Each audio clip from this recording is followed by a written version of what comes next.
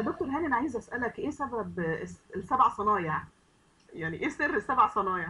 والله انا بحاول ادور على تفسير علمي لغايه دلوقتي مش لاقي، بس والله يعني انا بشوف ان احنا نستمتع بالظاهره احسن ما نحللها يعني.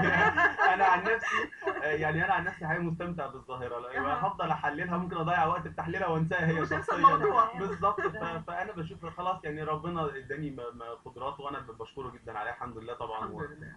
وبحمد ربنا وبشكر فضله. فبحاول اني هو طبعا في سلبيات للموضوع دوت، انه اهمها ايه يا دكتور؟ اهمها انه ممكن الواحد لو مش واعي لمشروعه الفني والخط سيره، ممكن يضيع في وسط المواهب اللي عنده، ما يبقاش ليه تايتل رئيسي او عنوان رئيسي. فالناس ما تبقاش عارفه انت ممثل، طب انت مغني، طب انت مؤلف، طب انت ملحن، طب انت ناقد، طب انت ايه، ما انت بتعمل كل حاجه ازاي. وانا مش ضد ان الواحد يعمل كل الحاجات، بس لازم يبقى فيه تايتل. والتايتل الرئيسي ليك اللي انت بتشوفه انه ده العنوان ايه؟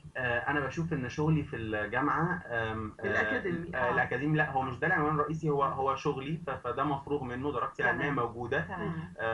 لكن الحقيقه التايتل اللي انا احبه انه يكون موجود ليا دلوقتي انه اكون مخرج بس يعني. مخرج وكاتب وممثل مسرحي وسينمائي، مفيش برضه تعارض. مفيش تايتل. لا ايوه هو لا، في المسرح مفيش تعارض، هقول لحضرتك ليه. وناقد ومسؤول عن مسرحيه معظم ومدرب المخرجين، لا اصل اقول لحضرتك حاجه، يعني احنا عندنا استاذ جلال الشرقاوي مخرج وممثل، مخرج وممثل وكاتب وكتير يعني من في المسرح بالذات، العمل المسرحي لا يميت الفنون في معهد الفنون المسرحيه قسم تمثيل واخراج، هو قسم واحد.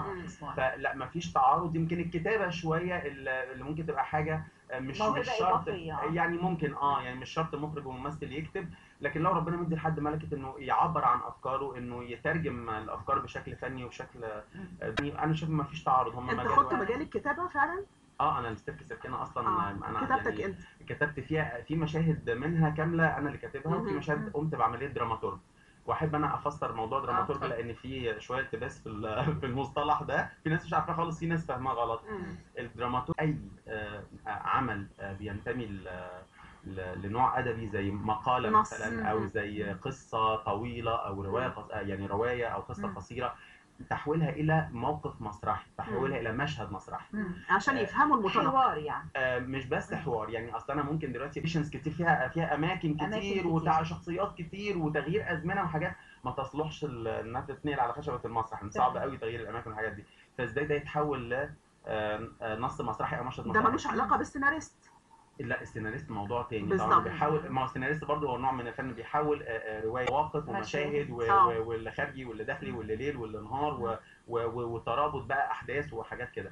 يعني انا مثلا في السيرك سيركنا كان عندي، انا هدي نموذج صغير، كان في مشهد عندي معتمد على قصه قصيره، كان مجموعه قصصيه اسمها ضرب بطيء على طبل صغير. كان في قصه اسمها العنز لا تفكر كالاخرين. بيتكلم عن بنت فاتها قطار الزواج بسبب ظروفها الاجتماعيه، هي مضطره تشتغل عشان تصرف على عائلتها، ويمكن يكون ده السبب وراء تاخير جوازها. هو المشهد، البنت قررت تخش السينما ترفه عن نفسها، يعني خلصت الشغل في يوم وقبضت مرتبها، فقالت طب انا لسه اول شهر اخش السينما، انبسط يوم اكثر شويه مود ان انا اروح البيت، في اخوات بيتعلموا وبتجيب لهم كتب، فتكسر الحاله دي شويه.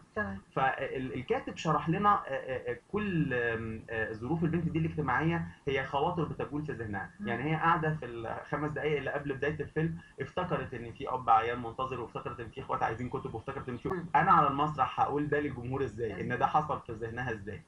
فحصلت مكالمه تليفونيه، ان جالها على موبايلها مكالمه من مامتها بتسالها خلصت شغل ولا لا، قبضوكي النهارده ولا لا، طب ما تنسيش وانت جايه تجيب لنا وتجيب لنا وتجيب لنا، وتصرفي روشته بابا وتدفعي ايجار البيت وتجيبي لاخوك الكتاب اللي كان عاوزه وي وي وي. ففهمنا ان المكالمه التليفونيه عملت الدراماتورج ازاي تحولي حاجه ممكن. اصل الكاتب القصه او الروايه بيبقى عنده يعني بيطلق لخياله العنان بقى انه يوصف مشاعر داخليه زي ما هو عايز، لكن المتلقي على المسرح يعني توصل له ازاي. فلازم بقى يحصل عمليه التحويل دي. ففي السيرك سيركنا محمود الرماوي لثلاث مشاهد، وفي مشهد انا كتبته كاملا من اوله لاخره، كان فكره هادي سعد وهو مصمم الازياء العرض، بس هو الحقيقه ده انا فكره المشهد وانا كتبت المشهد. وجم الاربع مشاهد، وكان كمان مهمه الدراماتورج الرباط اللي هيربط القصص ببعض. القصص على فكره ما كانش ليها علاقه ببعض خالص. فجات لي من هنا فكره ان دول بتعكس لعبه من العاب الحياه بتشبه لعبه من العاب السيرك.